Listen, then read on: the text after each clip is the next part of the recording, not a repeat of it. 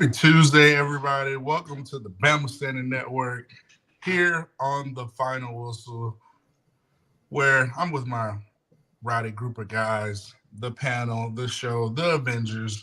But before we introduce everybody, we want everybody to hit that like, subscribe button. We got an action-packed show tonight. We're going to cover a slew of topics.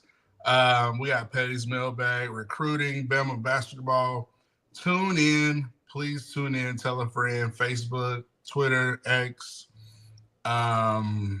Instagram, YouTube. Please hit that like, subscribe button. And let me go around the horn and introduce everybody. RIP to Around the Horn, the good old show that used to come on ESPN. In my top left corner, I have the guy who's the king of Rose Towers, Mr. 32, Chris James. How are you, sir? Well, good. 32 on the field, number one in your heart. Number one in your heart. And ladies and gentlemen, we got his allegedly better-looking older brother, our lead recruiting analyst, Dan James. How are you, Dan? I'm always good, man. You can take the allegedly off. You know, it's been confirmed. Happy Tuesday, everybody. It's been confirmed by the ladies that I'm the better-looking brother. Ooh. Lou, what's up, brother? Dan, you look like you got a UFO attack in Bryant Dennis Stadium almost. The hammer I'm about to drop on him, Matt. Ooh. Speaking of hammer, yellow hammer, the guy who told me about a few yellow hammers at Galette's, one and only Daniel Pettey, who's, he's a spy. We know he's Mr. Ole Miss, Mr. Alabama. Pettey, how are you today? Man, just up to my normal spy stuff, as usual. trying to bring some smarts to this place. Yeah, let's bring the sparks. Listen, we know we got an action-packed show, so that's the panel. Lushan's out. He will be back. Ty's dealing losing the chat. Lou, that's what I wanted to say, Lou, man. Oh, shouts out to Lushan. He will be back next week. Lou. We're gonna hold it down for you, brother. Lou, we're gonna hold it down for you, bro. Get in the text message, not in the text, but the chat, everybody. But listen. Rumor has it Lou got Hugh Freeze's playbook and got lost in a month-long travel of massage parlors across the U.S. He's doing the tour, so hopefully he'll be back next week. I got so many jokes I want to say, but I'm not going to do it. I was like, I'll save it for later in the show when the kids go to bed. So listen, guys, that's the show. Shouts out to the panel. Ty's out handling business with Blaze Hayes. But listen, we mentioned the yellow hammer. If you want to have your yard looking pristine and looking great, go to Limestone Inc. Pettey, can you talk about Limestone Inc., sir? Absolutely. If you're building that dream home, inevitably you've seen those homes with that beautiful stone and said, I want that for my house. Well, now is the time. They can meet all your project needs. Yeah, like my man Matt said, if you want, a little stone for your garden, a little flagstone, or maybe something around your flower beds, they can meet all your project needs at realrockstone.com. Limestone Company is located in Aniana, Alabama. They're one of the oldest, most trusted sources in the state. Tell them we sent you by using the promo code the Bama Standard and get 10% off your purchase of stone today. So go give some love to Limestone at realrockstone.com for keeping the lights on here at the Final Whistle. Well, listen, guys, go to realrockstone.com, go to Limestone Inc. and get your yard looking hard. Oh, I came up with that one. Looking good. All right, so guys, let's shift to our first topic, and this is a pretty good one. We know the GOAT retired. We got Kalen DeBoer, who I think is going to do phenomenal this year. But guys, let's talk about who do you have as your top 5 college coaches in college football right now. I'm interested to see everybody's list and who they might have number 1.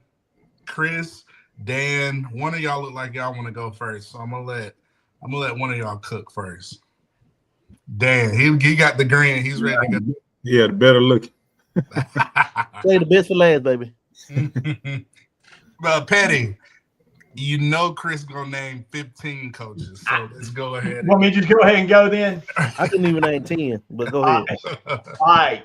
I'm gonna start out with the obvious. I think he's the only one to do it in any kind of replication. I think a lot of coaches, every time a coach would get hired from Saban, they thought they were getting the next Saban. None of them have been. The closest is Kirby. He's won some titles. He's in the top 5.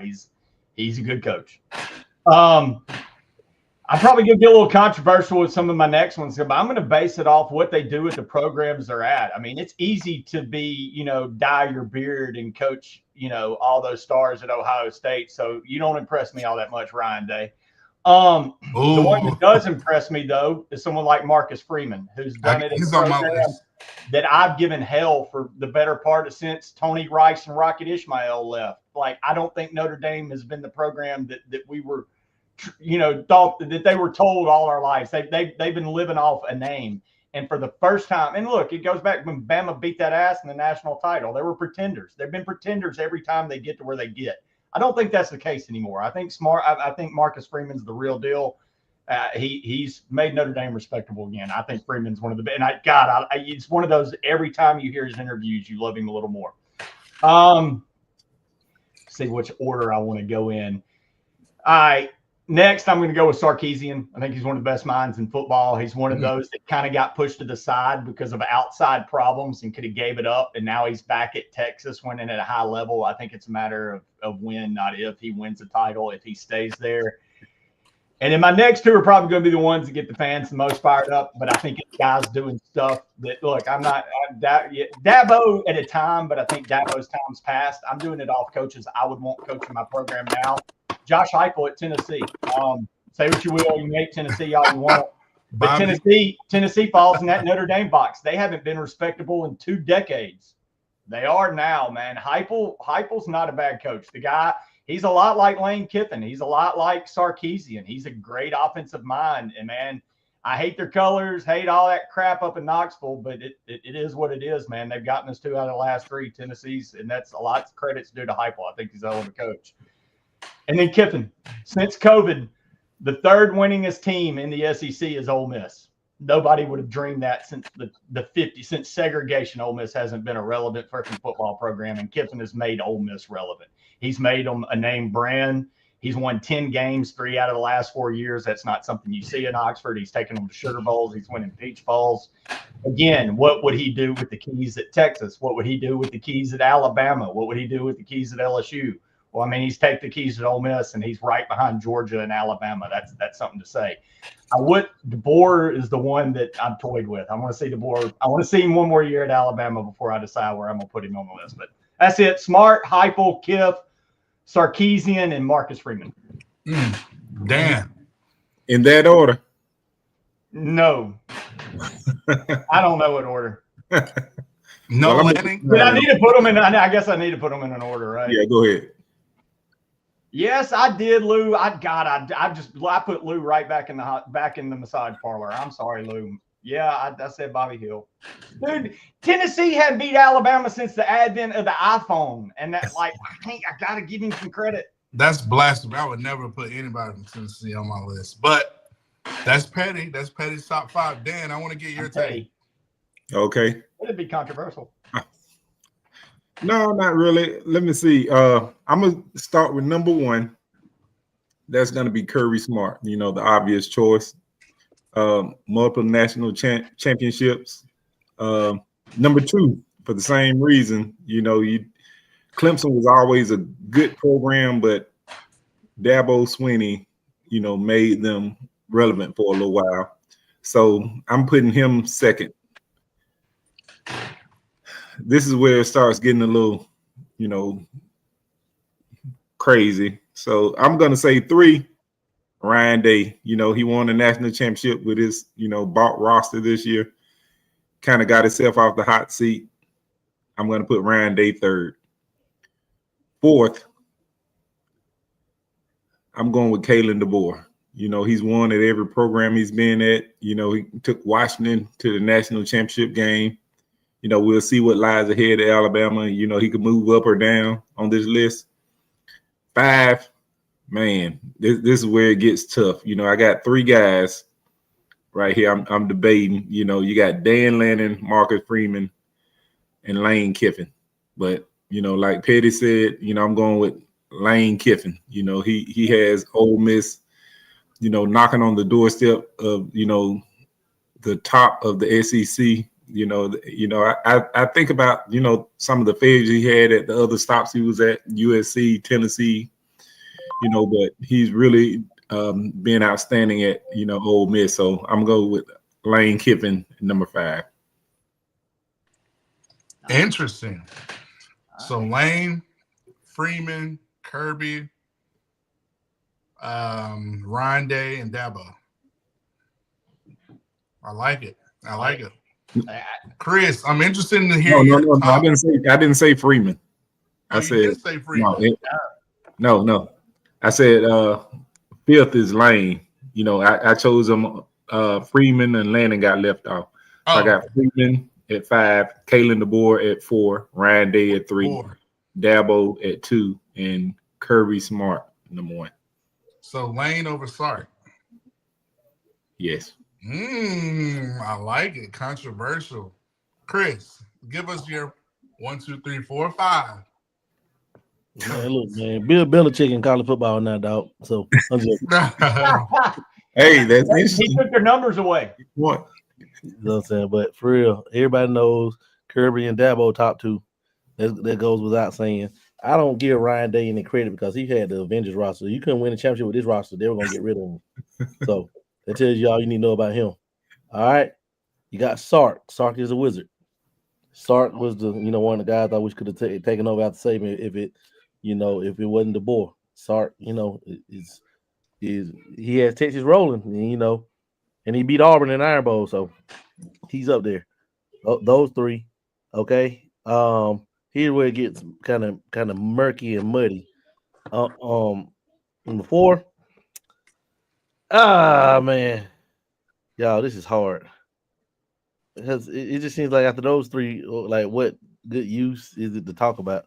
But you got to give my boy DeBoer because he's won everywhere he's going. And when he wins at Bama this year, he's going to be back in that conversation. Now, the tricky part goes to Lanning, Kiffin, and Freeman. And,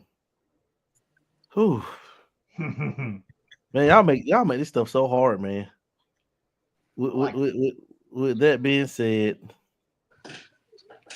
I'm going to take my talents to Notre Dame, Oregon, and Dan Lanning. Oh, I don't think that's a bad call. It's not a bad list. So Kiffin's right there, man. But it's like I just need to see Kiffin get over that hump and play in Atlanta.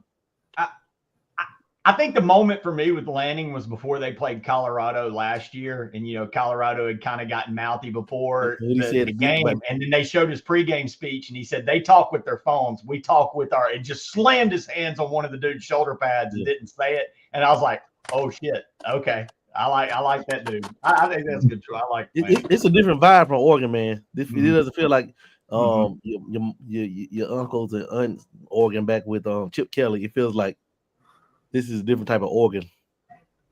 They just ran to a buzzsaw, man, in the Rose Bowl, and that's basically what happened. All right, let me give you my list. James Franklin. I'm just kidding, guys. It's a joke. I was about to admit. I was like, "What do you just want to piss me off?" It's a joke, guys. The choke list. So my list, I don't have a specific order. Marcus Freeman is up there for me for the job he did at Notre Dame, getting to the Natty. Obviously, Kalen DeBoer, he has won everywhere. Anytime you can take Washington, make them relevant, I think he's going to have a big year this year. Sark, always high on my list. Have a lot of respect for Sark. He's at Texas, so it's like, it's a win-win situation for them. Kirby, he's won 2 natties. He's doing this thing. Dabo, I respect, but he doesn't make my top 5.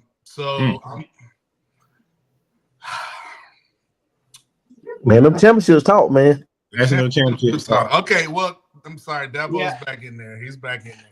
But what's he done? I mean, since Venables left, what's he been? They hadn't even been competitive. Yeah, I'll throw him in there because the championships. All right, so that's 4, and then my 5th.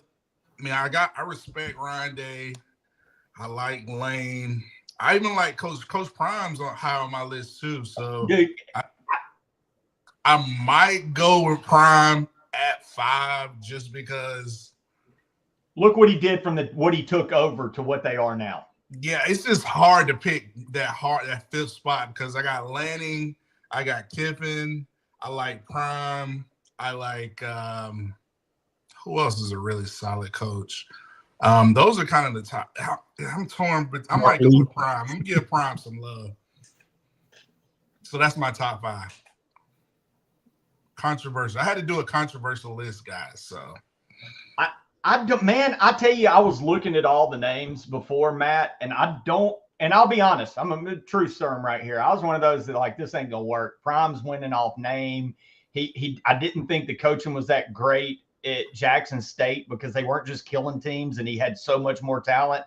And man, you get to Colorado, but he surrounded himself with great coaches. He's brought in great talent, and he took over a 1-2 win team, wins 4 the next year, and gets them in playoff contention the next year. I don't think that's that damn crazy of a take right now. Yeah, the reason I really like Prime, his coaching staff. I mean, when he's got Marshall Faulk as his running backs coach, I was like, okay, like let's be real right now. But he's got Warren Sapp, and to me, it's a lot of things. Colorado's a hard place to win. Obviously, his name brings a lot, but I can only imagine. I kind of play devil's advocate. What would Prime be like at a Georgia or Oregon or some of these bigger programs? So to me, I think what he's able to do at Colorado, I got him in my top 5. Controversy. Let us know. Who do you feel like we left off in the chat? Yeah, who did we leave off? It's some good coaches. I mean, it's some really, really, really good coaches. We left off Kurt Ferentz. Man, look, and there's one guy out there. I think the Eli Drinkowitz of the world deserve to get credit. Who was Missouri? I almost would take Drinkowitz. Out of the top 10. Well, maybe top 10 for Eli. I don't know. Brian Kelly. I might take Drinkowitz over Heupel, in my opinion. That's Brian Kelly, James Franklin. Yeah. Kelly's not on man. Yeah, Brian Kelly. National Coach of the Year twice. So now, if we had a coach that is involved in like covering rape and murders and stuff, then you got Franklin and Kelly and those type of guys. Yeah, they'd be on top 5. What about? I'm trying to think. Lincoln Riley. Anybody? No. Top 10. Oh no. Top 25. Top 30. Yeah. Climbing maybe. There's a bunch. There's a bunch of dudes that. Hey, don't do that. Vandy keeps that up. He gonna be up there. Mike Norville was a guy that's falling fast. Hey, Park Lee, man, say what you will. Look what he did at Vanderbilt this year, and that's one hell of a job. Kirk Cignetti's a good one. He probably stayed a little too long. He might need to dart. Coach Cignetti was my receivers coach. Me and DJ Hall's receivers coach. Coach Saban's first year. Really? Yeah. Kirby Smart, Lane, hair dye. I like the job Elko did at A&M. I think he's a solid coach. What about the guy at Kansas State? Climbing? Yeah, I like Climbing. Yeah, he's a good coach, man. No, someone said him. I think okay. It was just. I say top 25 to 30. Yeah. I know who y'all left off. Who? D. I can even say that with a straight face. D. Coach D. Mario Cristobal. Oh. Coach D. Where he said it. Where he took the words out of my mouth because I say I can say it with a straight face. Cristobal. Mario Cristobal. Got to be Mario Cristobal. I don't know. Probably a top 10 recruiter. Yeah, I think he's a great recruiter. Shitty coach. That caveman got saved by a damn good quarterback. Who's the five most overrated? Anybody? Good one. We're gonna have to just break this down to like 5 overrated Saban assistants or just overrated. It may be Norvell. James Franklin to me, I feel like James Franklin, number one. He gets the most hype. He gets the easiest schedule, and he always finds a way to lose the big games. Never can beat Ohio State. Ryan Day, man. Matt, I think you nailed number one. That's James Franklin's got to be number one. James Franklin. Who gets the least out of it? It would have been Jimbo, but he's gone. Gus Malzahn. What do you guys win the Natty? Yeah. Did he win? Where does Hugh Freeze and Billy Napier fit? I think Napier gonna be all right this year. Yeah. Freeze is a good offensive mind if he can get out of his own way. That's the problem with Freeze. I mean, look, you always look at what he built at Ole Miss, but it's also the way he destroyed it too. So but the Freeze, the ability's not the problem with Freeze. The man can coach. He can do X's and O's, and hell, Freeze can recruit. But there's too much getting in his own way. So you probably maybe put him on the list. I don't know. I think Shane Beamer. Somebody said Shane Beamer. He would. He's a goober. He's the biggest goober. You like Beamer? You like Heupel over Beamer? Yeah. Look, man. Don't like Tennessee, but got to give credit to what they've done and what he's done there. I respect that. You got like guys like Shane Beamer and Clark Lee. They might not have a lot in the win column consistently or being consistently competing for playoff appearances, but for what they're able to do with a whole lot less, that says a lot about them as coaches. So I feel like they're getting overlooked just because they're not named in the same tier as an Alabama and Ohio State and so on and so forth. But you can't leave them off the list. Signetti, we need to see something more consistent. But if you can win arguably one of the toughest football environments possible, and their record is not well. We'll try to be positive. But you can't win Indiana. He found a way to win Indiana, regardless of what their schedule says. He turned them into a homecoming opponent to someone that you should take seriously if you have them on their schedule. So I give a lot of praise to these coaches who've done significantly more with a lot less. Good point, Justin. Where do we put Bill Belichick on here, guys? I'm interested to see. You got to earn it. You got to earn it. He's got to earn it. Just like his players got to earn their numbers, he's got to earn it. I mean, he can recruit. He got a 28-year-old girlfriend. I mean, he can recruit. You show him all those rings. No I don't know. I'm interested in that experiment. I'm very interested. Look, boy, they really like getting the old coaches over there at North Carolina and seeing how it works out. Right. I've got my doubts that Belichick it works. I think it's a different game. It seems like he's trying to do everything Saban basically did, with wearing the suits and all that stuff. I'm like, Saban was just the GOAT. This guy had an aura wherever he went. He was the man. So it'll be interesting to see how they do in Chapel Hill. But can you imagine a practice like you play with new coaches? They don't know all you damn 85 guys. He's out there at the first practice. They ain't got no numbers. Some idiot screws up in the secondary. Hey, oh shit, he ain't got a number 20. Oh no, is it no? Hey, and then you ask your assistant, who am I cussing out? Hell, I don't know, coach. I ain't got no damn numbers. Like, what the hell? What? Belichick, he gonna cuss them out. I mean, this guy. Yeah, you just go, hey you, and everybody's gonna look. I guess I don't. This guy made Tom Brady. My question is, will he be able to relate to the modern college football player mindset that are constantly chasing money, chasing playing time, will jump in a portal at any given moment? He has a decent staff around him, and I honestly think that is going to be more of a CEO and just let them coach and run the team. And he'll step in when need be. But shout out, he's got Freddie Kitchens as his offensive coordinator. Roll Tide. Yeah. Hey, it didn't work out for Mac Brown, so I don't know. It'll be interesting to see.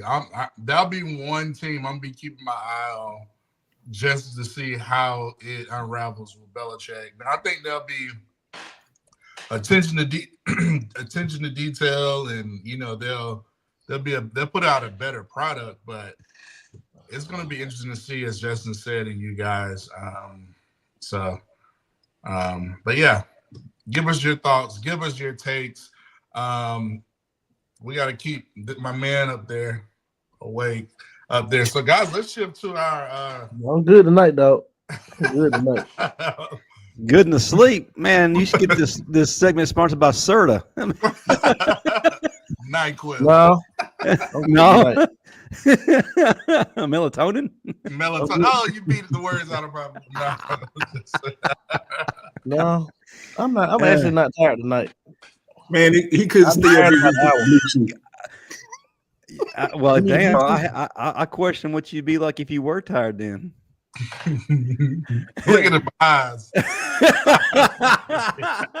No, I don't have big pop eyes. My eyes low anyway. But I think what was going on, whistle, but then I got high.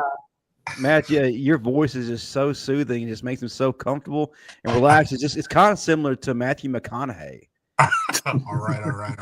Matthew McConaughey turns you, winds you down at night, Justin. So, guys, let's get to the next topic real quick. So, I think we discussed that next week. Let's put a pin. Let's do top 5 assistant coaches next week. I want to do that one. That's going to force us to really dig deep, and we'll do that next week. So, guys, you said dig it deep. Top 5 ass coaches. We're digging deep. Got it. Noted. So guys, let's get to our next topic. And Dan, you are our lead recruiting analyst. You handle everything, all thing recruiting. Can Alabama finish the 2026 recruiting with the top 3 class? And just give us some updates on a few guys, maybe taking official visits, maybe Bowman, the big time tight end, modern day. Can you just expound on some targets we need to hit on and where we stand with a few recruits? Yes, no doubt. The thing is, Alabama is off to a tremendous start. We got a lot of guys on campus this spring, and it's really looking good. You're where you want to be when you're in the race to finish with the top class. And I'd say we're ahead of schedule right now. We got a lot of guys. We're on a lot of guys' list. The question is, can we hit on our top target? We got guys like Elbert Hill, Sincere Johnson, Brandon Eric, and Booby Feaster, Mark Bowman, as you mentioned, Tristan Keys. Can we hit on guys like that, the 5 stars? But then also, top 100 guys. You got guys like Jordan Edmonds, Tank Jones, a couple of in-state guys, Tank Jones, Xavier Crowell, Cedarian Morgan. So, we sit in a great spot with a lot of guys, and the thing is, we're going to be hitting on a lot of guys, and we're going to have to make some tough decisions, but definitely top 3, maybe even the top in the country. But right now I say I like where we're sitting in the way. Okay. Looks like somebody playing the jackpot over there. Somebody's in Philadelphia. Somebody playing Sonic the Hedgehog? What's going on? Dan's trying to tell us about our future, and y'all getting them rings. But yeah, so Pettey, I know you Ole Miss and Bama. Just kind of tell us what you're hearing. Maybe some of those Mississippi kids, Tristan Keys, Couple D linemen we're on. Just what are your thoughts? Ben Edwards said, "Who's watching Coco Melon?" Man, I'm quitting on my Mississippi Kid prediction because I'll give you one guess. I know better because I've known my whole life those kids are crazy and they changed their mind with the wind in Mississippi. But I always thought I was pretty good when I saw one that I thought was destined to leave the state. But I don't know, man. Tristan Keys, the word was he wanted to get out of state. It was looking Bama's in on it. LSU's in on it for Keys. But I think we talked about him on one of our shows a couple of weeks ago, and I mentioned, it's looking really good for Alabama if they're in on him. And now you hear Kiffin's making a big push. So I don't know. Keys is one that Kiffin and Ole Miss are going to make a target, priority. Obviously, he's he's the number one player in the state. He's one of the top receivers in the country. I think he's a top 10 player. I don't know. Bama's traditionally done well with the defensive line. I told myself, though, after the show, I didn't say it on the show, that I'm not making Mississippi Kid predictions anymore. They just make me look like a big dumbass. Like I was 50-50, though. I did get AK, last year, but I also thought Caleb was a lock. So what do I know?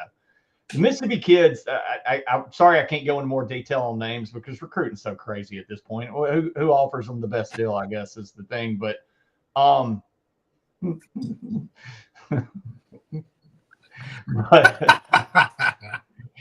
think it's like one of those paintings where it looks like it's the eye's perception. It looks like it, but man, he's locked in. So I don't know. Maybe it's the background. Damn. If I'm Bama, I am going all in on Tristan Keys because he's the real deal. I know that he had mentioned wanting to go out of state. I know Tennessee was in it heavily at one point, but they're not. And I've heard Bama and LSU, but again, I'm sorry. With this new era of recruiting, it's just I hate to be that guy, but I'm almost like I was in the 90s when you didn't see it when they show up like, oh, they're on the paper. But I'll say this, man, look at last year's class and what DeBoer was able to do in his first year and picking up the pieces. Now that he's able to establish these relationships, I think Bama absolutely can end up with a top 3 class. I don't think the recruiting's going away at all. I agree. I think the job him and Courtney Morgan are doing a great job. Yeah. Dan, question for you. I'm former receiver. I'm always about the receiver. Pettey mentioned Tristan Keys. What about this Booby Feaster kid? Feaster? Am I saying this? Feaster? If for the raw receiver position, if you had to pick a receiver who could possibly commit early, which receiver out in the 26 class do you see maybe leaning that way, or possibly we get has the highest probability to commit to Alabama? Oh man, I say right now it's a tie between Cedarian Morgan and Booby Feaster. I like both of those guys. That's 2 of the top 3 receivers right now. Okay, cool. Yeah, what about? I saw we offered a quarterback out in Houston. Houston commit Kasim Richards. Henderson. Kasim Henderson. Big time kid out of Texas. I saw he's a 5-star, and I saw we offered a couple quarterbacks. One out of New Jersey. Can you say anything? I know DeBoer is really him, Grubb, and Courtney Morgan. They don't really, offer a lot of kids. Right. So when it comes to quarterback, they kind of pinpoint only a handful that they're offering. I know it looks like, do you think we're going to have a shot with Henderson, or do you think we're going to be looking somewhere else regarding a quarterback in this class? Good question. So, it's kind of early, very early to make prediction. So we're going to see, we're going to see who we're able to get on campus. We had, Jared Curtis circled for a while, but, we're no longer in it for him. He's down to a final 2 of Georgia and Oregon. But, Keyshawn Henderson, I really like him. I like to see, can we get him on campus and go from there. But yeah, let's just be patient, because at this time, no one was this time last year. No one was talking about Keelan Russell. So, they're going to get out. They're going to evaluate guys, get on the road, see guys, and who knows, another one might pop up. The next 5-star Alabama commit, might not even be on the board yet.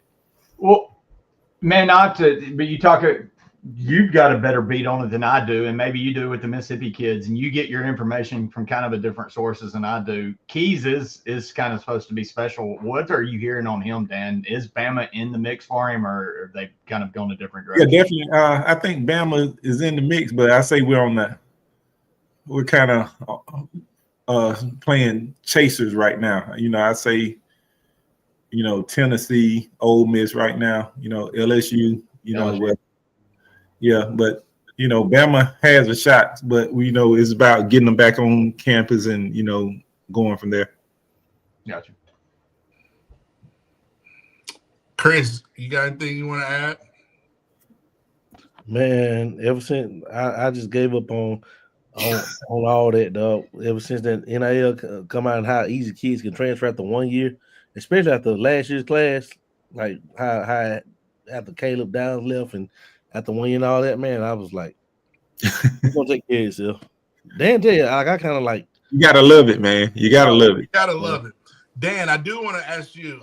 Jordan Edmonds said he's going to take a visit to Alabama. I think at one point he was going to commit early, backed off. Eric Hill, the big-time cornerback out of Ohio, he's been in Tuscaloosa a couple of times. If we get two of those guys, I would be very thrilled in the cornerback position. We're losing Damani Jackson. So I could definitely see those guys. I would love to have those guys in the class. Yeah, I mean, and the thing, we also have a 4-star cornerback already committed, Zion Gibson.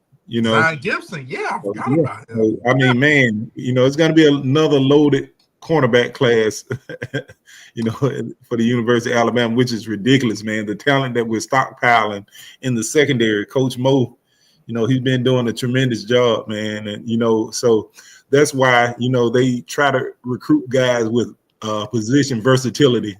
So it's going to be huge. We got guys, we're high on guys like Brandon Arrington, Elbert Hill. I like that kid. Yeah. So, I mean, I think we're looking to sign at least 2 more. So, yeah, we're going to make some tough decisions at the cornerback position. Do we want him to be cornerback or just ATH? Well, you recruit him as an athlete. You get him, you get him in the class, you get him through spring and everything. Then you determine from there. So, you look at Zay Mincy. He came in as a corner. Now Husky star. So, you want guys with coverage skills and ability, position versatility. You want guys to be able to come up and support and run support. So, yes, it's he's hanging in there. But I'm so entertained by Chris and his top screen. This is cracking me up. What, man? I'm chilling. you like got your hand under your shirt, man. Getting that time, dog. I see. What? Oats in the back. we need to get one of those hard, They are. Yeah. No, we don't need to get anything.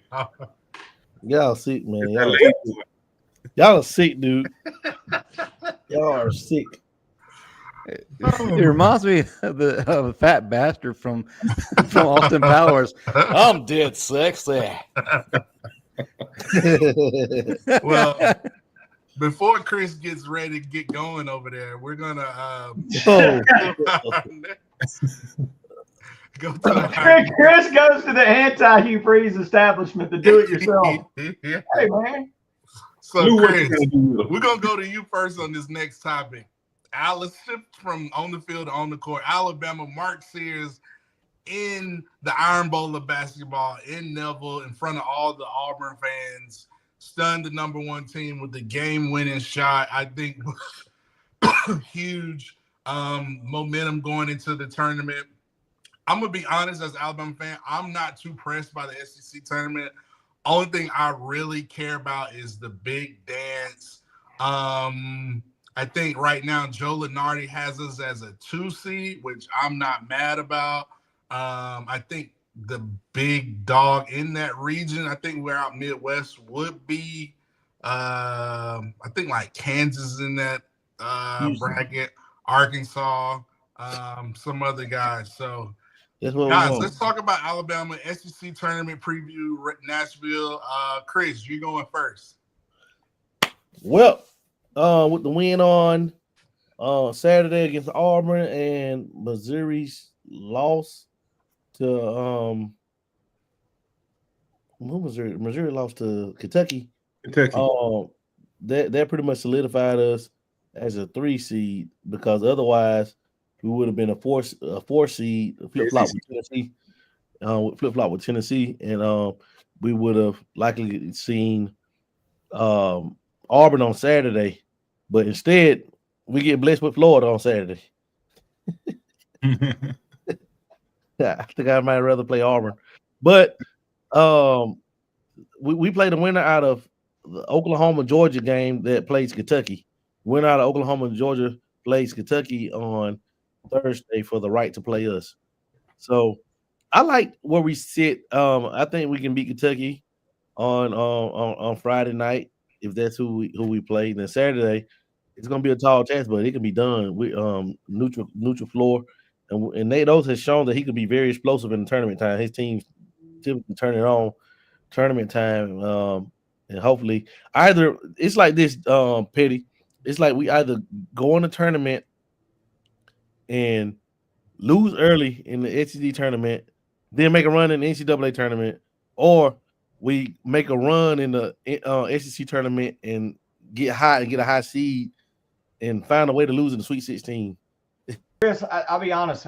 I have so mixed feelings about this SEC tournament. We've just witnessed the best season in SEC basketball history, and not just that, the best individual season in college basketball history. Nobody's done what the SEC did this year.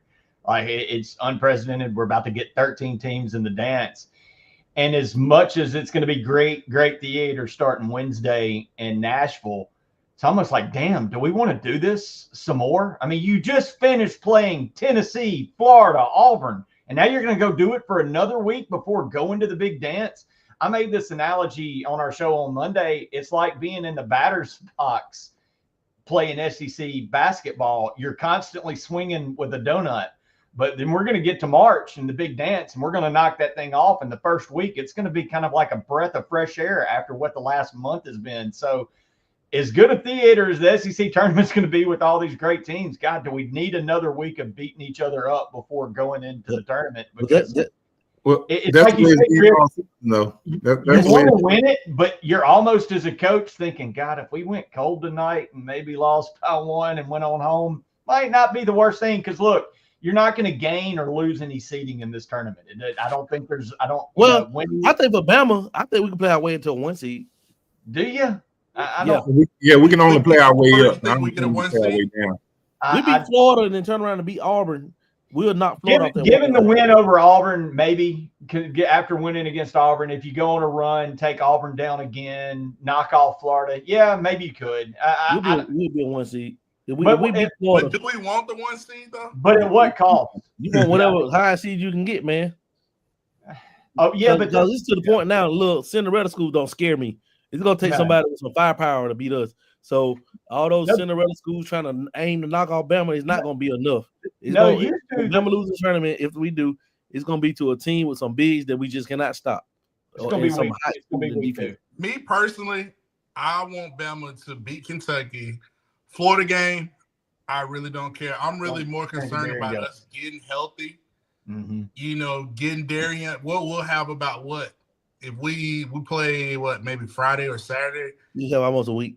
We have a good week to get Darian Reed back, get him extremely healthy, and then we'll travel and get ready for the big dance. That's what I'm more concerned about. But I believe we need Reed to win the national championship. In order to win the national championship, we need Darian Reed. That's what I'm saying. We need another long perimeter defender. We need that 6'8" frame on the perimeter, causing havoc on the perimeter, because we really could have used him in that Auburn game the first time around. We could have used him in that Florida game. Like those type of games when you need the Diabates, you need the Reeds, you need those type of guys And Yeah. I think Reed could go. I just think that Nate Oats is holding him to tournament time. But I here's think the Nate thing. Oats is holding. I think Nate Oats is holding Reed to the tournament and Grant Nelson to the tournament. I think Grant Nelson's gonna go crazy in the tournament. I'm interested because here's the thing. That's the fan side of me that's teeth gnashing because I want us to be healthier going into March because I think the first weekend of March will be easier than anything we faced all month. But guys, I want y'all to speak on this. From the athlete side, though, when that ball rolls out, and we know Coach Oats is a damn competitive SOB, but when that ball rolls out there and Sears and all those guys hit the court, man, they're going out there to win this shit. So, I mean, I don't see them they're going to – so, yeah, it's a weird thing where you're kind of almost like you said, Chris, it wouldn't hurt your feelings. Beat Kentucky. You don't beat Florida. That's cool. Go home and get healthy. But we're going to see a team giving it their all. You can bet your ass on that because Oats is about as competitive as anything we've seen in Tuscaloosa. Who do y'all think is going to win the tournament? I'd say the winner out of Florida-Bama game on that Saturday going to take down Auburn and Tennessee. I think Auburn's going to He's going to be one of those four. I agree with that. And if not, I'll give you a dark horse. The hottest team playing in the SEC right now, possibly, it would be Arkansas that could come in there and sneak, could hurt some feelings. I think outside of those four, Coach Cal, in those situations anymore. Outside of those four, I think the team that really could win it all is Texas A&M. They're good. And they've got a good setup. They'll get Vanderbilt, Texas winner, and then they get Tennessee. That's a game they can win. And then you get Auburn. You're probably going to get Auburn. Yeah. They just beat Auburn by 11. Yeah. A&M's a good team. Buzz Peterson's a hell of a coach, man. They play really good. Yes, That's one of those that they'll get a 4 seed, 5 seed. You better watch out. If they've got the right bracket, there's 5 or 6 SEC teams that can make a deep run given the right. Don't let Ole Miss get hot either. No, and that's coaching because they don't have the talent of these top level teams, but they got one of the top 2 or 3 coaches in college basketball, I believe, with Pearl Oates and what Baird's doing, but his coaching philosophy. But like you said, you put Ole Miss as a 6, 7 seed in the right spot, they're going to hurt somebody's feelings because they're not playing. They beat Alabama on the road. They beat Kentucky by double digits at home, and they beat Tennessee. So, yeah, they've proven that on any given night, if it's working, they're going to pop somebody. That's why I say – this next week for the SEC, it's fun as it's going to be for watching. Man, it's one more week of what we've seen for months of just cannibalization. Ready to get to March and see the SEC do it against other teams. And if Missouri gets hot, man, Bama. Oh yeah, Missouri's dangerous, man. They're good. I said. But this Bama team, give it that's the one thing. Circling back though to Sears hitting that floater or foul. Man. Fallon is an NBA star in the making. Those hands to knock that ball away, to put it into a 2-possession game where the math was on our side, where we were shooting free throws. I know they made the 3 and we still needed Sears heroics. But the plays by people like Fallon in that moment, that game, that showed right there, you put the right seed. This team can beat anybody. And you put us in the Final Four. And Auburn, who's most thought were the best team all year, we just popped them in their house. So, given the right seed, right time, this Bama team can cut down the nets. Yeah, but I will say, man, I almost lost it when I thought we was going to get another 5-second violation late in the game. Do y'all remember that? Oh, yeah. Oh, Tennessee man. game. Call the timeout. This weekend, when Fallon was trying to inbound the ball. But can we get a Daniel Moore of Nelson doing the Mechie to Broom? I know, right? Nelson, we love you. You're forever in the side hearts, baby. Hey, I just need Nelson to be Nelson in the tournament, and I need Mark Sears to go crazy, and I need Reed healthy for the March Madness. That's all I care about. We may need to look at putting Nelson back to the 5. No, I'm looking up a stat. That's what I'm doing. Looking up a stat.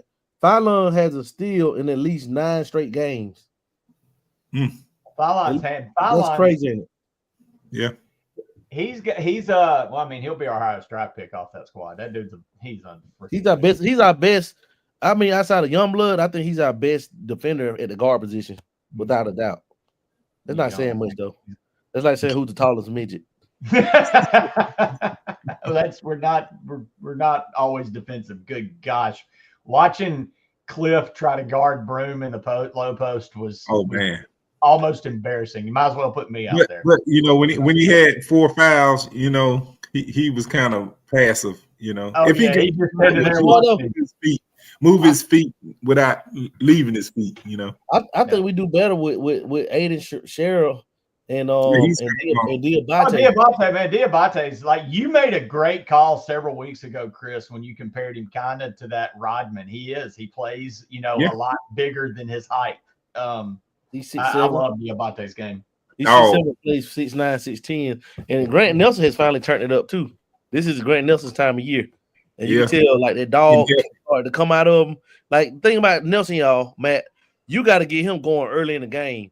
You got to call plays for him, run plays through him early in the game, and he hits those first couple of buckets. It's gonna be a long game for the opponents. You just can't let him go in the halftime with 3 points and 6 rebounds. You know, you got to get him involved early, man. Get him on the board, get him to the free throw line or something. Because once he gets going, man, he's hard to stop. Yeah, I think he just been pacing himself. He understands this season, you know, it's a marathon, not a sprint. And you know, I think so he's coming along at the right time. To your point, Chris, Dan, and Pettey, I think Nate Oats is saving. I don't think Nate Oats has opened his bag yet. You know what I'm saying? I think he's saving it for the turn to get back to the Final Four. So, hope so. Let's do it, dude. Like, we have a much better team. Like last year, we were better.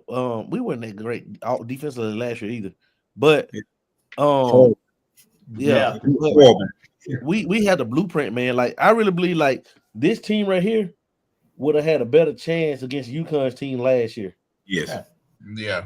Just because of the sheer ability of where all the scoring is coming from. Like a guy like Castle that got off, that's where you put the Fallon on, and that's what you put the Reed and the young bloods on, that type of guy. Because he was the X factor last Holloway and Scott Fallon. There's just so much more ability to score from the guard position. Yeah, man. And like, because we just kind of last year was kind of like, okay, Sears, do your thing. You know, like Brandon Miller was 2 years ago. Okay, Brandon Miller, do your thing. And everybody watch for 30 seconds on the shot clock. And they have to create something out of thin air. Now, it doesn't matter, man. The ball's moving. Shots are knocking down. You getting guys open. Guys can create. Like, all our guards can create. And even, like, the tough shots that Youngblood can make. He makes a lot of tough plays inside the paint. Great play. You know, he's not the prettiest, but he gets it done. He has that old school YMCA game. Just don't know how it works. It just works. Yeah.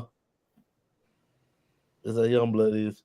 I agree. So either way, we want Bama to be cutting down the nets at the end of the year. It's March Madness. We'll get more into this talk as next week's show when the brackets come out. We'll see where Alabama's seated. We're getting a little bit more bracketology here in March Madness, and I'll probably still have on my green shirt from St. Patty's Day, hanging out with Daniel Pettey.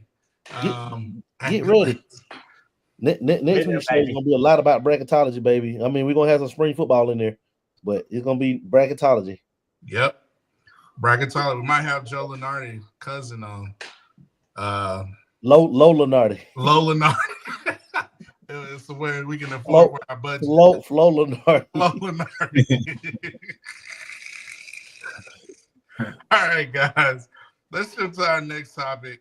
But before we get to our next topic, I want to shout out getting ready for bracketology. Wherever you're going, if you're going to watch the Crimson Tide, you need a title towel. Go to wetwillsports.com. Get you an amazing Crimson title towel at wetwillsports.com. Use the promo code standard STANDARD. So guys, Chris, you ready to go on an island? Man, we can get it, man. Let's go to on an island. Boom, boom, boom, boom, boom, boom.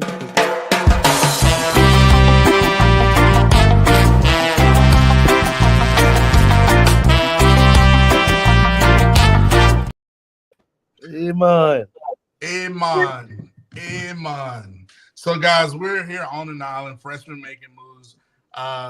We got to talk about, just a lot of guys in the class. I know Chris wanted to talk about, Dylan Lee, a.k.a. Mustard, the lanky corner who can just play everywhere on the secondary, in the back end. So caused a lot of matchup problems for defenses. So, Chris, I'm gonna let you go on into that, and I'm gonna talk about Lockshear Brooks, but I'm gonna talk about it in a unique standpoint. So, Chris, you go first. Yeah. I wanna start off talking about the difference between this year and last year at the cornerback position. Like going into spring last year, there were a lot of question marks. You remember, guys? After the departure of all we lost Trey Amos, we lost Ricks to Texas A&M. We lost how many guys we lost, y'all? Like 5 corners, Right. I think. Terrion, Caleb Terrion and Kool-Aid was out to the Amos. NFL, and we lost one more to the portal. Who else? It was one more. It was the one who went in Florida, Jameer Grimsley. Yeah. So we had a lot of question marks going in the spring. So I think that this year it's a complete 180. It's a whole 180, and I think that's one of our stronger position groups on a team because you already have the 2 starters, 1 and 2 coming back. No Money and Xavier Brown coming back. So then you add in a kid like Cam Calhoun, who was a starter at Utah, who's a straight dog, by the way, to the mix to go along with Day Jones that's playing the nickel. Man, it's going to be a no-fly zone. And then you add a guy like Dijon Lee in there, who's already on campus making noise, a big corner, physical corner. And we're so good at corner guys that we were able to move Zay Mincy to safety. That's how good. And Mbakwe, the receiver, allegedly. Yeah, and Mbakwe. And Mbakwe, we were able to let him go to the other side of the ball. So, man, I just want to just bring light to our cornerback room. Then you got Chuck McDonald coming in the summer. So, man, it's a complete 180. Like it's a hats off to Coach Mo Linquist for rebuilding that room in a year's time. Because usually when you lose that type of talent, man, it's gonna be some type of drop off or hard times, but that's not the case now. So hats off to Coach Mo and the Coach Womack and everybody for identifying that need and filling up those gaps with talented guys who I think eventually will all be Sunday starters. I agree. I'm excited to see with the depth in the secondary. But, guys, I want to shift gears to the offensive side, the receiver room. I talked about him last week. He's Jalen Waddle 2.0, the second coming, same number. Lockshear Brooks, like this kid already running with the ones. The receiving class with Jamarcus Shepard, these guys are going to be some hoss. And I think overall we're going to be just very versatile and multiple at so many positions, different personnel. It's going to be hard to really game plan a certain personnel grouping that's really going to mix up our tendencies. But Lockshear Brooks, I mean, for him to be that impressive out there, already kind of running with the ones, I just think he's just the guy who's got Mr. Highlight himself, Jalen Waddle 2.0. I can't wait to see what this guy's just going to do and in this offense with Ryan Grubb. So shouts out to him. Derek Meadows, I think he's going to come along once he gets used to the spring. But, guys, we got guys like Rico Scott, Jalen Hill, Ryan Williams, Bernard, Brooks, and Mbakwe. We got a pretty plethora of receivers. So, and don't sleep on Isaiah Horton, Mr. Route Runner himself. So, we're going to be lethal. We just need to have somebody to get the ball out there. But Lockshear Brooks, I'm telling you, this guy is a human highlight reel. Crazy bounce, crazy hops. I think he's a great route runner. I think he's just going to fit in well at Alabama. So that's it, man, on the island, man. Anything y'all want to add? Dan, Pettey? That's always when you say Dan and then Pettey with my first name being Daniel. It's almost like a short version of my full name. You bring up Lockshear Brooks, and one of the things I want to say about him is we've all seen the film, and I know you're high on him, and hearing that from receivers is one thing, and I've also heard it though, hearing it from Smoke. Smoke is so high on this Lockshear Brooks, and if you don't know Smoke Dixon, He is a hard to please SOB. That is not one, like, he don't just give praise out at all. And he's heaping it on this Latsier Brooks kid, man. I think he could be special. I think I hate saying that because everybody then expects it. And if he don't do it in year one, you're like, oh, he was a bust. No, whatever. But no, I'm hearing the same stuff, Matt, that Latsier Brooks is the real deal. And you brought up Isaiah Horton at the very end. You know, he brings a different body style to this receiving room that we don't have right now, that I think could even, you know, put Ryan Williams to the next level where you're not having to double team him and even make it easier for Bernard. So, yeah, with Horton and I think Brooks getting in, this freaking this receiving room can go to a danger real quick. Yeah, it's going to be exciting, especially I think I was talking to Lushan earlier. I just think DeBoer is going to be we're going to see a different DeBoer year too. I think Lushan brought up a great point, how he's going to be in control. He's got his OC. He's got Courtney Morgan. He's bringing in his players. He's got his coaches. And I think he's been in the lab talking with Coach Saban, learning as much as he can because he's able to have some time off, learning from the GOAT. So I think it's going to pay dividends this fall. So, guys, let's shift gears to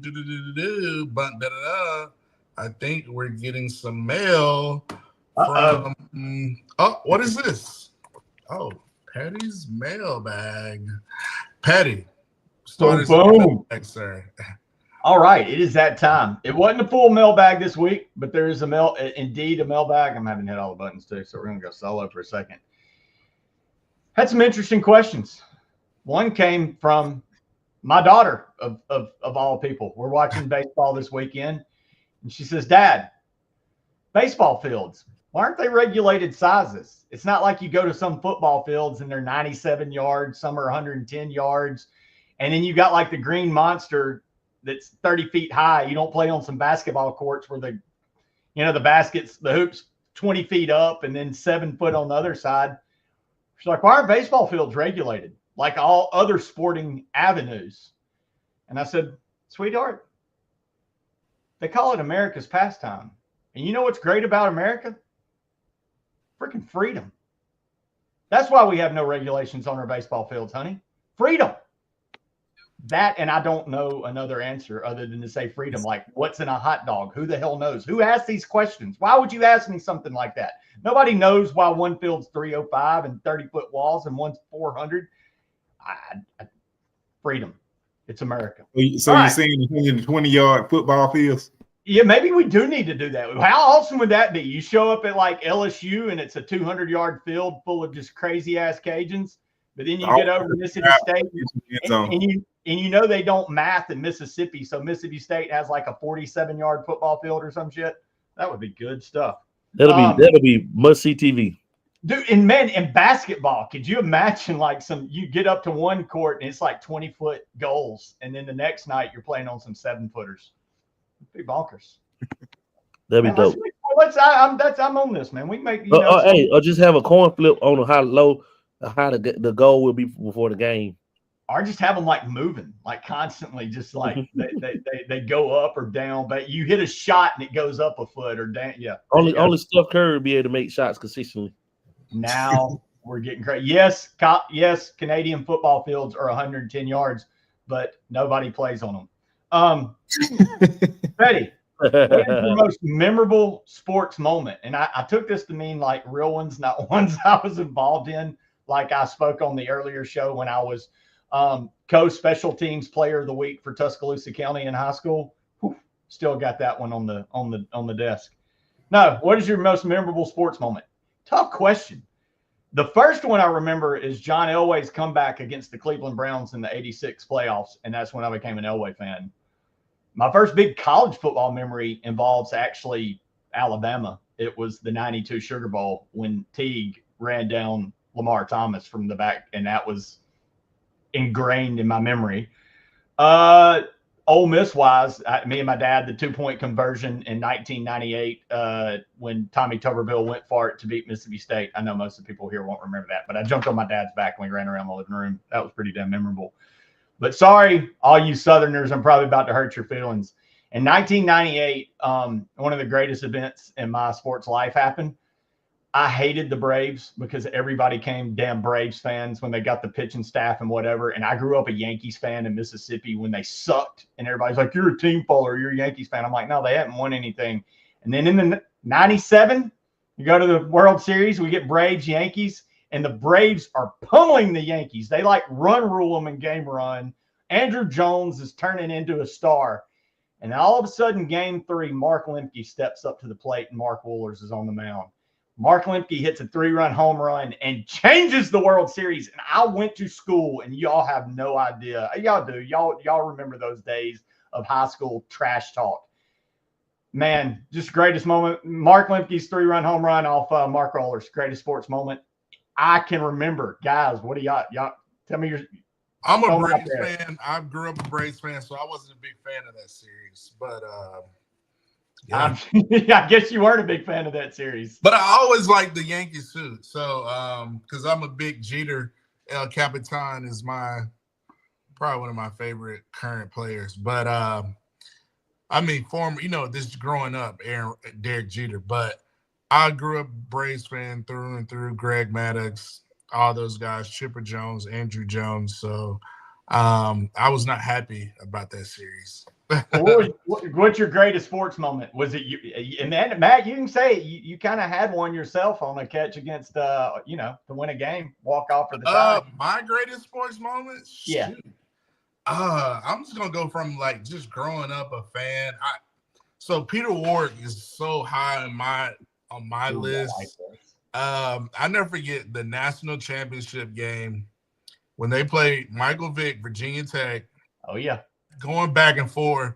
But Peter Ward had a punt return. He just did so much stuff. So Peter Ward, to me, just anything he did in college, probably one of my favorite sports moments. Another sports moment, I'm a huge college football fan. I used to record college football games on VHSs. To all you kids out there don't know what a VHS tape is, that's what we used to do back in the day. Charles Woodson, when he was at Michigan, when David Boston got into it during the game, and then at the end of the game, during the game, Charles Woodson took a punt return back. Then after the game, put the rose in his mouth. I was like, oh my gosh, those are, for me, that's just some sports moments that I cannot, cannot forget. And then NBA, Jordan, Utah Jazz. I mean, against Russell, the shot. I mean, first the steal, then the shot. That's a good one. That's one that's stained in the memory. And a sad one, I never forget coming home for church. Dale Earnhardt Jr., when he passed away in the Daytona, I was so hurt. I was like, why are they taking him in the helicopter? I was like, what's going on? Did you hear the news? It was just the saddest thing ever. So, God, that's a good one. In those moments, man, Chris, y'all two are going to have to answer this. I didn't realize how much I like this topic, but man, there's times some of the most memorable moments are the ones that hurt the most. I'll never forget Prothero going down against Florida. I'll never forget, it's an Ole Miss fan. Ole Miss is number 4 in the country the first year of the playoffs. They're playing Auburn. Laquan Treadwell is going in for the game-winning touchdown. He gets tackled on the 1-yard line, and everybody's going crazy. They think they review the play. Ole Miss thinks, look, Treadwell gets hurt. Everybody's looking at Treadwell hurt, and they're like, well, crap, Treadwell's hurt, but they scored the touchdown. They're going to win. They review it. He fumbles on the 1-yard line, breaks his ankle, and then Auburn gets the ball and wins the game. So they lost their star wide receiver, shot at the playoffs all on one play. So, yeah, those moments, like you say, where guys get hurt or something like that are kind of stained in even as much as the most memorable. But Chris, Dan, I know, being around the game, Dan, watching as much as you have, y'all have got probably a pretty good answer for this. Dude, Dan on mute, but I'll go since he's on mute. I remember the game when Bama needed Ole Miss to lose. And Arkansas, 4th and 24. Yes, man, that was crazy. Oh, yeah, that was crazy.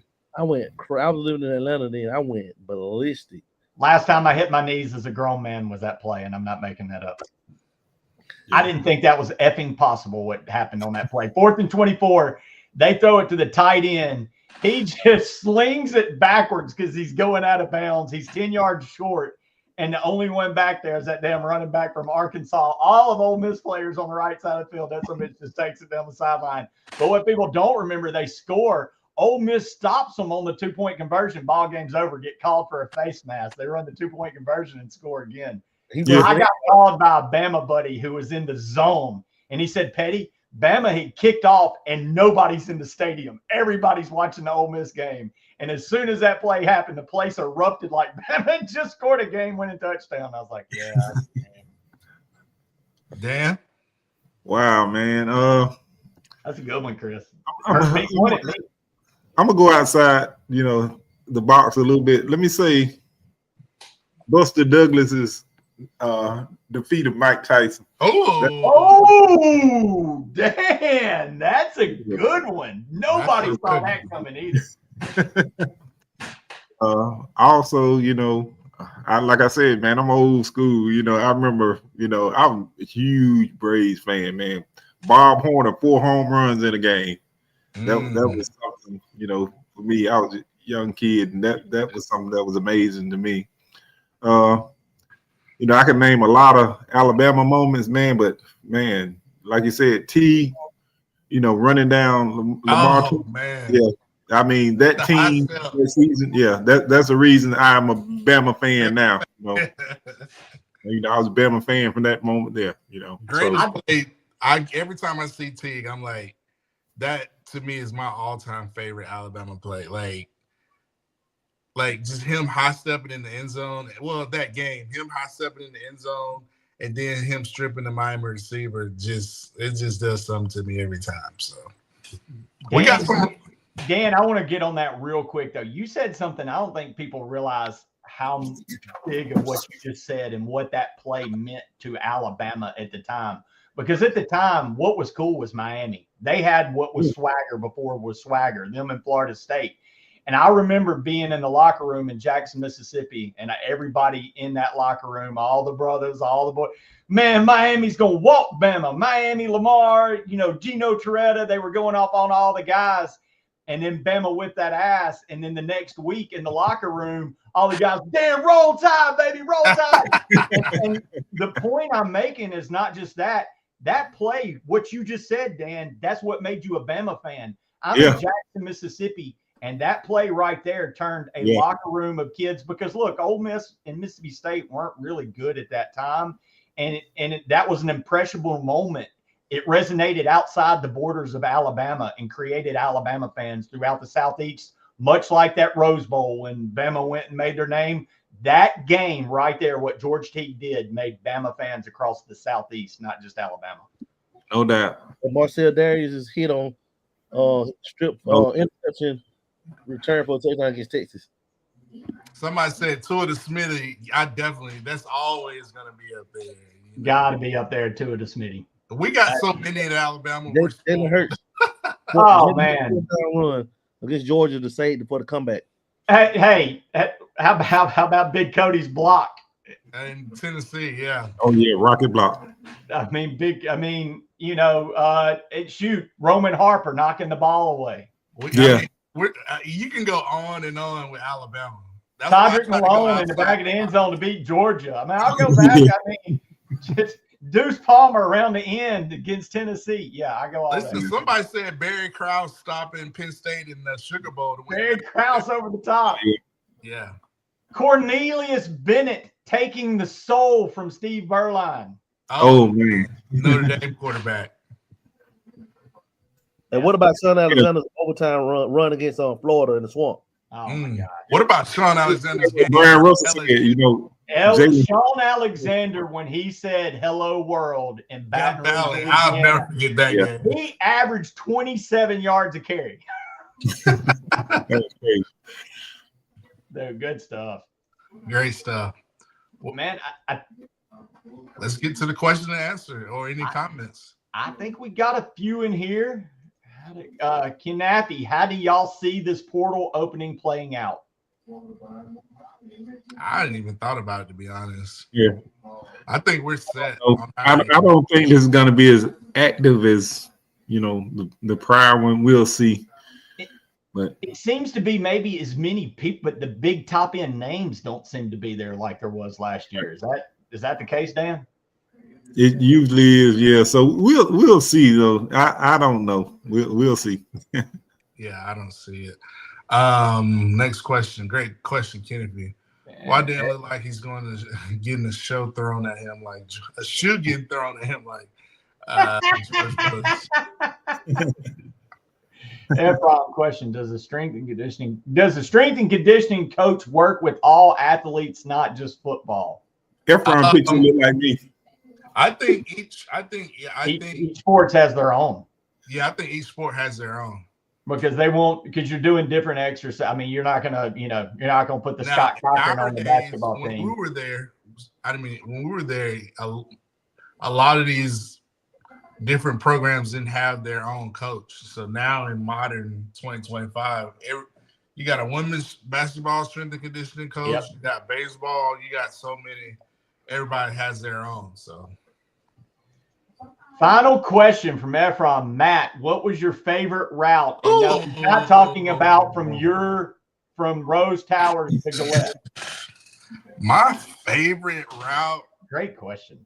Out of all the routes, my favorite route was always like a post corner, something, a double move, anything you could just like really influence the DB secondary and then break them off. Like, oh man, you talking about DJ Hall and Keith Brown and Tyrone Proto. We used to, really look at those guys, Freddie Millens, AC Carter, Sam Collins, those guys route running technicians. Like who is the best, you would say, Matt?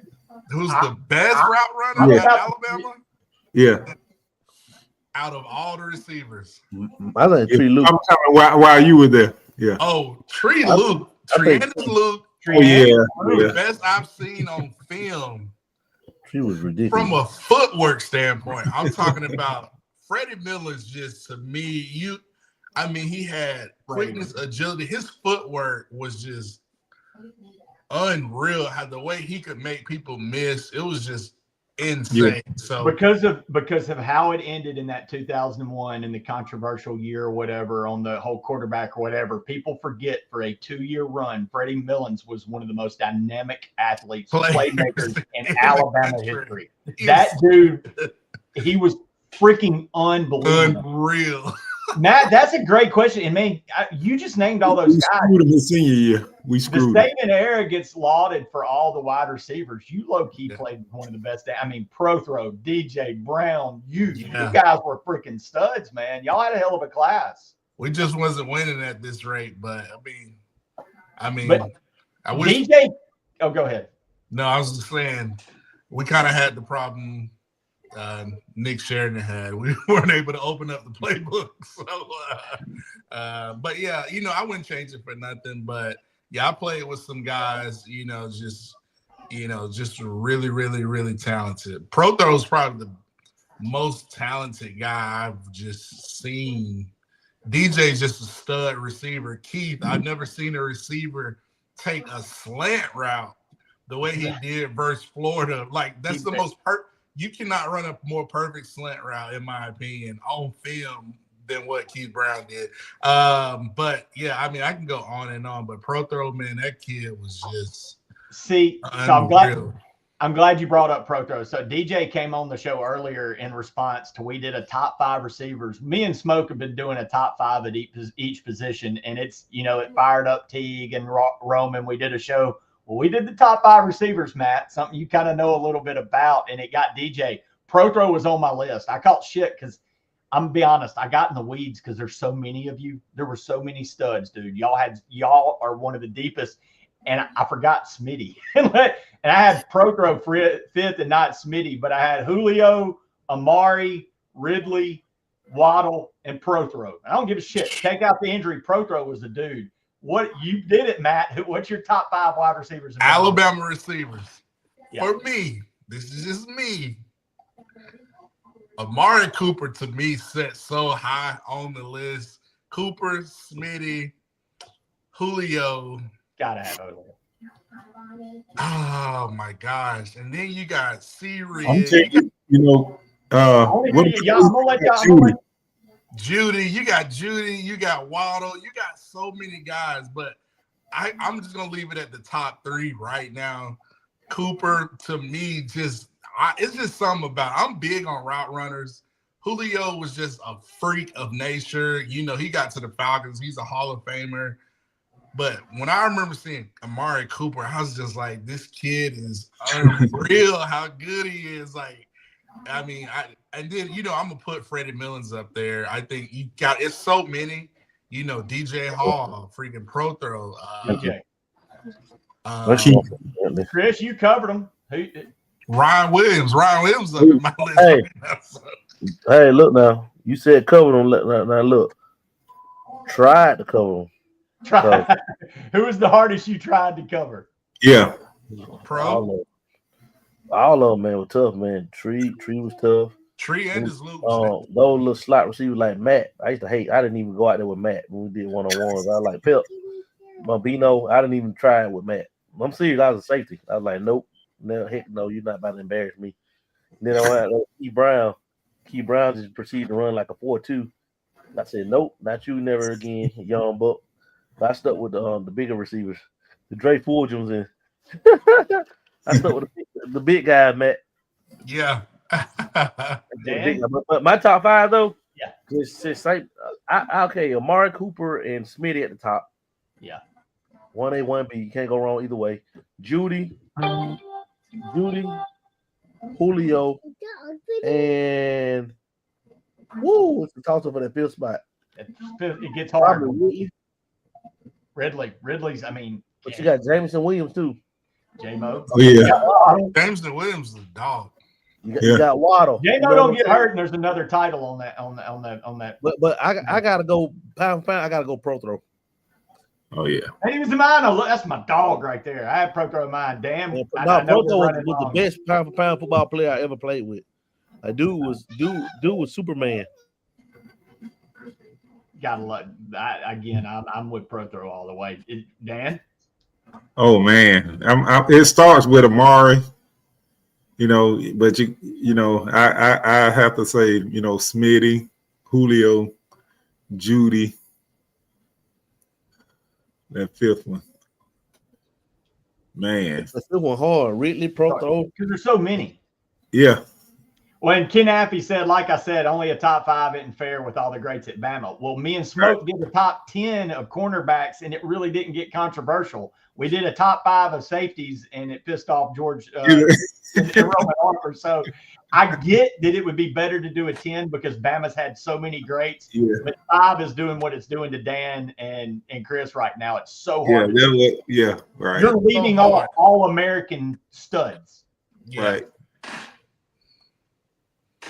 But no, sorry, I didn't mean to. Good stuff. Good stuff, guys. We'll break it down. And I'll say Ridley though. Who did you say, Ridley? Yeah. Nice. Ridley, you gotta have Ridley. But yeah, that's why you come to the final, Wilson, because we're gonna get in these great conversations. Tell a friend, get in the comments, follow us. You can follow us down below the screen. You can always find us here on the Bama Standard Network shows. We got shows on Monday, the opening kick, 7 p.m. Central with Dan and Coach Smoke. Tuesday, the Bama Standard, 6 p.m. Central. Obviously, next Tuesday, 8 p.m. Central, the final whistle. Wednesdays, you got the Crimson Dynasty, 6:30, 7:30 p.m. Eastern. Teague's Take right after that, 8:15, 9 p.m. Eastern. And Thursday, getting close to basketball, going hard in the paint with Pettey, 7:30, 8:30 Eastern. And Sunday nights talking Bama. So we say all that to say that we have all your Alabama sports content here on the Bama Standard Network. So, guys, you know how to follow us on the screen down below. Anything y'all want to say in closing? Because everybody knows everybody's handled by now. I mean, let's keep it. Let's keep it. 2 words. So we're gonna end on those 2 glorious, most precious words. Roll Tide. Roll Tide. Blitz, Bama, Blitz.